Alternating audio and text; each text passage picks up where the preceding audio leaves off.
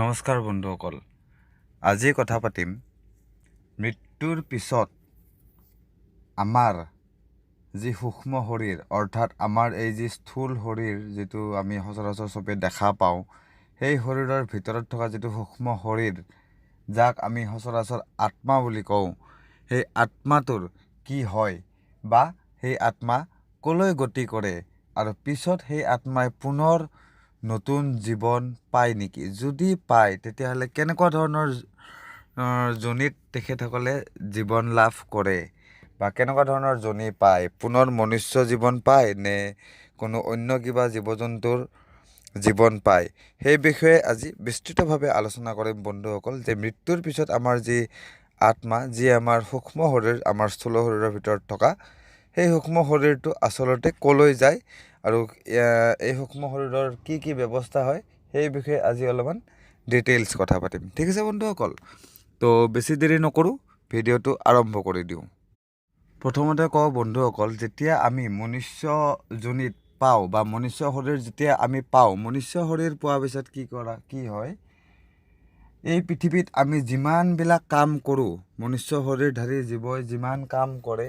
কোনো শৰীৰধাৰী জীৱই যেনেকুৱা ধৰণৰ কাম কৰে বা যেনেকুৱা ধৰণৰ তেখেতৰ যিটো গোটেই জীৱনৰ কৰ্মৰাশি হয়, সেই কৰ্মৰাশিৰ ওপৰত মানে মই ক'ব বিচাৰিছোঁ, যদি কোনোবা জীৱনধাৰী জীৱই বা কোনো মনুষ্য জীৱধাৰী জীৱই বা মনুষ্য দেহধাৰী মানুহে বা প্ৰাণীয়ে, আত্মাই, ঠিক আছে, আত্মাই বুলিয়ে ক'ব লাগিব কাৰণ ভিতৰত যিহেতু আত্মা থাকে, সেই আত্মাই যদি মনুষ্য জীৱনত যিটো দেহৰ ভিতৰত থাকি নিজৰ জীৱনটো আৰম্ভ কৰে, সেই দেহৰ ভিতৰত থাকি যিখিনি কাম কৰে, সেই কামখিনি যদি শুদ্ধ লাইনৰ কাম হয় বা শুদ্ধ কাম হয়, কোনো ধৰণৰ ভুল কাম তেখেতে নিজৰ জীৱনত নকৰে, ভুল এতিয়াতো মানুহেতো কৰোঁ বুলি ভুল নকৰে, তথাপি কিছুমান বস্তু এনেকুৱা হয় যে যিবিলাক ভুল হৈ যায় আৰু কিছুমান মানুহে কৰোঁ বুলিও ভুল কৰে। যেনেকুৱা ধৰণৰ এতিয়া ছাপ'জ কোনোবা ডকাইতি, চুৰ, ৰেপ, ধৰ্ষণ, তাৰপিছত কাৰোবাক ঠগা, প্ৰবঞ্চনা কৰা, এইবিলাকতো মানুহৰ কৰোঁ বুলি কৰা ভুলৰ ভিতৰত পৰে। আৰু কিছুমান কাম আছে যিবিলাক আপোনাৰ কৰোঁ বুলি কৰা নাযায়, অজানিতে হৈ যায়, সেইটো বেলেগ কথা। সেইবিলাকৰো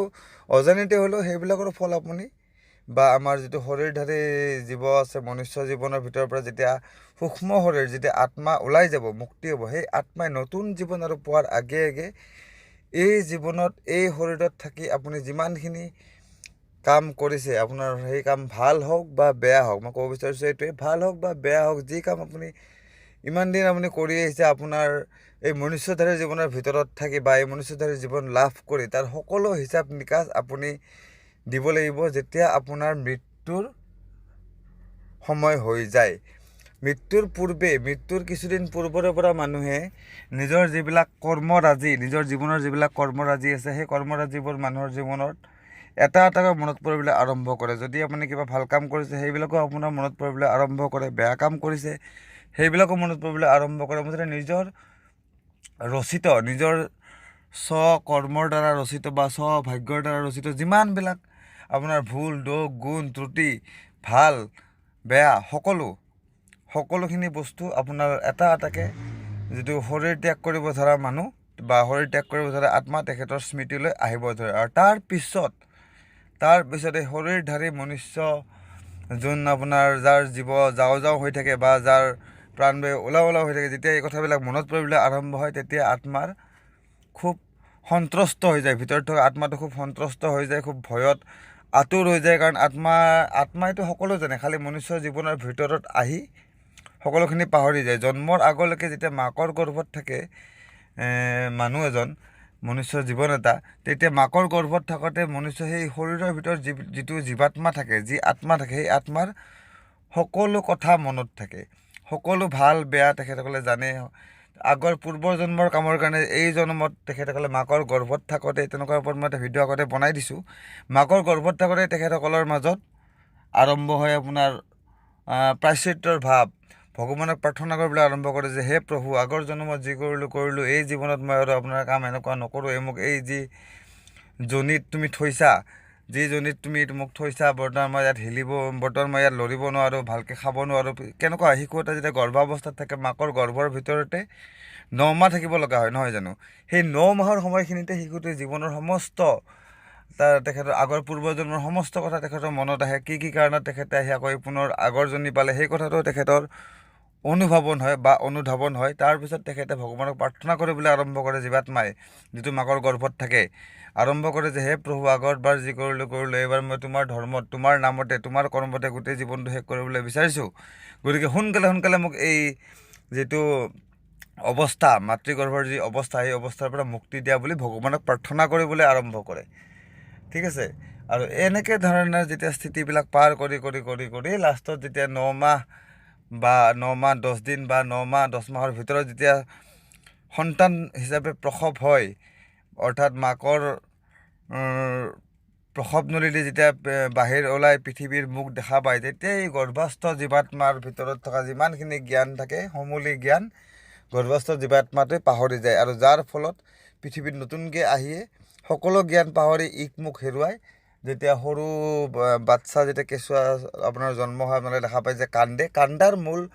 অৰ্থই এইটো যে মাতৃগৰ্ভত যিমানখিনি ভাবি আছিল, যিখন দুনীয়া তেখেতে দেখি আছিল, মাতৃগৰ্ভৰ পৰা বাহিৰ হোৱাৰ লগে লগে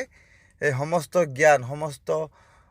বস্তু, সমস্ত আধ্যাত্মিকতা তেখেতৰ ব্ৰেইনৰ পৰা আঁতৰি যায়, জীৱাত্মাৰ ব্ৰেইনৰ পৰা, আৰু ব্ৰেইনটো সম্পূৰ্ণৰূপে খালী হৈ পৰে। অৰ্থাৎ সেই মানুহজনে তেতিয়া কোনো আগৰ জন্মৰ বা পূৰ্বজন্মৰ কোনো ঘটনা তেখেতৰ মনত নাথাকে। কিন্তু মাতৃৰ গৰ্ভস্থ থকালৈকে সকলো কথা মনত থাকে, পূৰ্বজন্মৰ পাপ পুণ্য, কিহৰ কাৰণে আকৌ কি হ'ল, সকলোখিনি। কিন্তু ঠিক গৰ্ভস্থৰ পৰা বাহিৰ হোৱাৰ লগে লগে সকলো বস্তু পাহৰি তেখেতৰ দিমাগটো ব্লেংক হৈ যায়, ব্ৰেইন ব্লেংক হৈ যায়। আৰু ব্লেংক হৈ যোৱাৰ ফলত মানুহে পুনৰ নতুনকৈ আগতে যেনেকৈ মায়ামোহত লাগি, মায়ামোহৰ ধাৰণাৰ পৰি ইমুক সিমুক কাম কৰি জীৱনটো কষ্টকৰ বা ব্যতিব্যস্ত কৰি তুলিছিল, ঠিক তেনেকৈ মানুহে পুনৰ সকলোখিনি পাহৰি পুনৰ এই সমাজৰ, এই পৃথিৱীৰ যি মায়া, সেই মায়াত বন্দী হৈ নিজৰ জীৱন আৰম্ভ কৰে। ঠিক আছে। আৰু ঠিক একেদৰে আকৌ যদি সেই মায়াতে আবদ্ধ হৈ থাকি যদি আকৌ যদি শেষ সময়লৈকে তেনেকৈ যদি পাৰ কৰি দিয়ে, কোনো ধৰণৰ সৎগতি বা কোনো ধৰণৰ ভগৱানৰ নাম নলয়, কোনো ধৰণৰ সৎকৰ্ম নকৰে, দান দক্ষিণা নকৰে, পুণ্য নকৰে, ঠিক তেনেকৈ যদি আকৌ নিজৰ জীৱনটো আকৌ যদি শেষ কৰি দিব বিচাৰে বা শেষ কৰি দিয়ে, যদি সকলো পাহৰি যায়, তেতিয়াহ'লে পুনৰ মুচিকাপ হ'ব সেই একেধৰণে আকৌ পুনৰ কোনো শৰীৰত জন্ম লাভ কৰি, সেইটো শৰীৰ হয় মনুষ্য শৰীৰেই হওক, নতুবা আপুনি যদি নিজৰ এই জন্মত যদি আপুনি মনুষ্য জীৱন পাব লগা কাম কৰিছে, সেইটো আপোনাৰ কৰ্মৰ ওপৰত ডিপেণ্ডেড। যদি আপুনি মনুষ্য জীৱন পাব লগা কাম কৰিছে, যদি আপোনাৰ কৰ্ম গতি ভাল, যদি আপোনাৰ সৎগতি ভাল, তেতিয়াহ'লে হয়তো পুনৰাই আপুনি মনুষ্য জীৱন পায়ো যাব পাৰে মৃত্যুৰ পিছত। আৰু বোলে যদি আপোনাৰ গতি ভাল নহয়, যদি আপুনি এই জীৱনত যদি আপোনাৰ কাম বা এই জীৱনৰ আগৰ জীৱনৰ কিছুমান কামে যদি আপোনাক এই জীৱনতো প্ৰভাৱান্বিত কৰি ৰাখিছে, তথাপিও আপোনাৰ যি জীৱন লাভৰ প্ৰক্ৰিয়া, সেইটো হয়তো মনুষ্য শৰীৰ নাপায়, অন্য কোনো জীৱ জন্তুৰ শৰীৰ লাভ কৰিব পাৰে। আৰু অন্য কোনো জীৱ জন্তুৰ শৰীৰ লাভ কৰি হয়তো মনুষ্য শৰীৰ লৈ পুনৰ মোক্ষ প্ৰাপ্তি কৰাৰ যিটো ৰাস্তা বা মোক্ষ প্ৰাপ্তিৰ যিটো ৰাস্তা, সেই ৰাস্তাটোৱে পাবলৈ চাগে আপোনাৰ সহস্ৰ বছৰ লাগি যাব পাৰে। গতিকে বন্ধুসকল, মনুষ্য জীৱন মানুহে বহুতটা জীৱন পাৰ হৈ আহি মনুষ্য জীৱন মানুহে পায় 1000 কোটি জনী আগতে পাৰ হৈ যাব লাগে, সহস্ৰ দেহৰ মাজেদি আহি, সহস্ৰবাৰ জীৱন মৰণৰ খেলৰ মাজেদি আহি মনুষ্য হিচাপে এজন মানুহে জন্ম লাভ কৰে। আৰু মনুষ্য হিচাপে জন্ম লাভ কৰাৰ পিছত যদি মানুহে নিজৰ যিটো মোক্ষ প্ৰাপ্তিৰ ৰাস্তা, যিটো মোক্ষ প্ৰাপ্তিৰ যিটো ৰাস্তা হয়, সেই ৰাস্তাটো যদি বিচাৰি ল'ব নোৱাৰে বা ভগৱানৰ ওচৰত যদি সৎগতি লোৱাৰ ৰাস্তাটো বিচাৰি ল'ব নোৱাৰে, তেতিয়াহ'লে পুনৰাই মানৱ জীৱনৰ যি এই শৰীৰ বা যিটো আমাৰ স্থূল শৰীৰৰ ভিতৰত থকা যি আত্মা, সেই আত্মাই হয়তো মনুষ্য শৰীৰ নহ'লে অন্য কোনো জীৱৰ শৰীৰত ঘটি জীৱন মৃত্যুৰ খেলৰ মাজেদি পাৰ হৈ অসংখ্য কষ্টৰ মাজেদি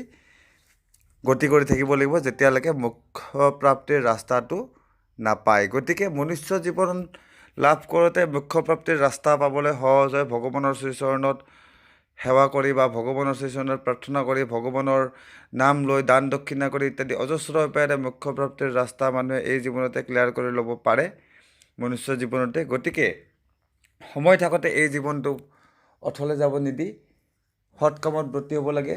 মনুষ্য জীৱন লৈ মনুষ্যৰ সহায় কৰিব লাগে, অন্য জীৱ জন্তুৰ প্ৰতি সদায় সহানুভূতিশীল হ'ব লাগে। তেতিয়া কি হয়, যিটো আমাৰ আত্মাৰ, এই আত্মাৰ আমাৰ সদগতি হয় আৰু ভৱিষ্যতে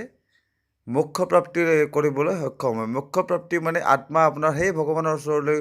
গুচি যাব বা সেই ভগৱানৰ ওচৰত দ্বাৰস্থ হ'ব বা সেই ভগৱানৰ সেৱাত নিয়োজিত হৈ যাব, যিজন ভগৱানক আপুনি আপোনাৰ ইষ্টদেৱ হিচাপে আপোনাৰ জীৱনটো আপুনি পূজা কৰি আহিছে। আৰু যদি আপোনাৰ কোনো ধৰণৰ ধৰ্ম কৰ্ম বা তেনেকুৱা ধৰণৰ নাম ধৰ্মত যদি আপোনাৰ মনোনিৱেশ নকৰে বা তেনেকুৱা ধৰণৰ কাম যদি আপোনালোকৰ দ্বাৰা কৰা নহয়, আপোনালোক যদি নাস্তিক হয় বা আপোনালোকৰ যদি ইহকৰ্মৰ দশাও ভাল নহয়, তেতিয়াহ'লে আপোনালোকৰ মোক্ষ প্ৰাপ্তিৰ যি পথ বন্ধুসকল, সেই পথ কেতিয়াও আপোনালোকৰ সুচল নহ'ব। সেই পথত আপোনালোকে সুচলতাৰে খোজকাঢ়িব নোৱাৰিব, সফলতাৰে আপোনালোকে সেই পথত ভৰি দিব নোৱাৰিব, আৰু সেই পথত ভৰি দি ঈশ্বৰ প্ৰাপ্তিৰ ৰাস্তা আপোনালোকৰ কাৰণে কেতিয়াও মুকলি নহ'ব বন্ধুসকল। গতিকে মানৱ জীৱন লাভৰ যিটো মূল্য, তাৰ যি আপোনালোকৰ যিটো গতি, মনুষ্য জীৱন লাভ কৰি আপোনাৰ পৰমাত্মাক লাভ কৰা আপোনাৰ যি ৰাস্তা, সেই পথ আপোনালোকে এতিয়াই ঈশ্বৰৰ নাম ধৰ্ম কৰ্ম সাধনা আদিৰ জৰিয়তে সুচল কৰি মৃত্যুৰ পিছত গৈ পেলাই তেখেতসকলৰ সেৱাত ব্ৰতী হৈ নিজৰ আত্মাক কৃতাৰ্থ কৰাত আপোনালোকৰ সহায় হ'ব বন্ধুসকল। তো বন্ধুসকল, আজি বৰ্তমান যিখিনি কথা ক'লোঁ বা যিখিনি কথা আত্মাৰ সম্পৰ্কে ক'লোঁ বা আমাৰ জীৱনৰ সম্পৰ্কে ক'লোঁ, মনুষ্য জীৱনৰ চক্ৰৰ সম্পৰ্কে ক'লোঁ বা আত্মাৰ জীৱন চক্ৰৰ সম্পৰ্কে জনালোঁ, সেইখিনি আশা কৰোঁ এই কথাখিনি আপোনালোকৰ কাৰণে লাভৱান হ'ব বন্ধুসকল। আৰু ভৱিষ্যতলৈ মোৰ পৰা এনেকুৱা নতুন নতুন ধৰণৰ তথ্য, নতুন নতুন ধৰণৰ ৰহস্যৰ বিষয়ে জ্ঞান জানি থাকিবলৈ মোৰ এই চেনেলটো ছাবস্ক্ৰাইব কৰি ল'ব বন্ধুসকল। আৰু যদি মোৰ ভিডিঅ'টো আপোনালোকৰ কাৰণে উপকাৰী হ'ল বুলি আপোনালোকে ভাবিছে, তেতিয়াহ'লে মোৰ এই ভিডিঅ'টো লাইক কৰি দিব বন্ধুসকল আৰু আগলৈ শ্বেয়াৰ কৰি দিব। ধন্যবাদ।